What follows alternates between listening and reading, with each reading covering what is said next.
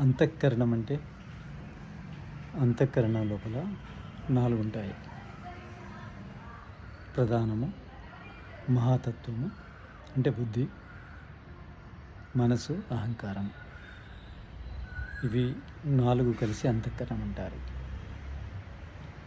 సూక్ష్మ శరీరంలో అంతఃకరణం అనేది ఒక భాగం. తర్వాత ఈ అంతఃకరణంతో పాటు సూక్ష్మ శరీరంలో ఇంకా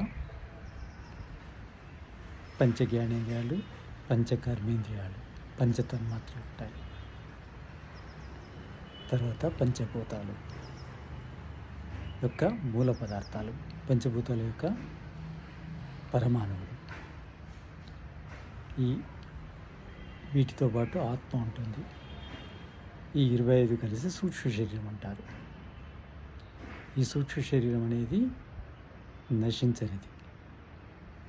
ఇది శరీరం మరణిస్తే ఆత్మ వెంట ఉంటుంది. ఇంకో జన్మలోకి ఇదే శరీరం ఈ సూక్ష్మ శరీరం ప్రవేశిస్తుంది. స్థూల శరీరం మారుతుంది, సూక్ష్మ శరీరము మారదు. ఆత్మ యొక్క కర్మఫలాన్ని బట్టి మళ్ళీ స్థూల శరీరం లభిస్తుంది.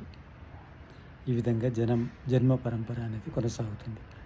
మన సంస్కారాలకు అనుకూలమైన క్రోమోజోమ్స్ అంటే జాతి ఏర్పడుతుంది.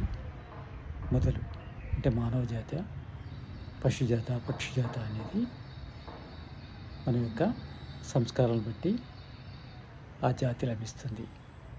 జాతి కారణం ఏంటిది? క్రోమోజోమ్స్. ఇక జాతిలో ఉన్న ప్రత్యేకమైన లక్షణాల కారణము జీన్స్. అంటే మన క్రోమోజోములు కానీ జీన్స్ కానీ మన సంస్కారాలను బట్టే మనకు లభిస్తాయి. జాతి, ఆయువు, భోగం అనేది సంస్కారాల మీద ఆధారపడి ఉంటుంది. ఈ విధంగా మనకు జన్మ అనేది లభిస్తుంది. సంస్కారాలకు అనుకూలమైన జన్యువులు గల వంశంలోనే మనం పుడతాము. ఇది జన్మ యొక్క రహస్యం.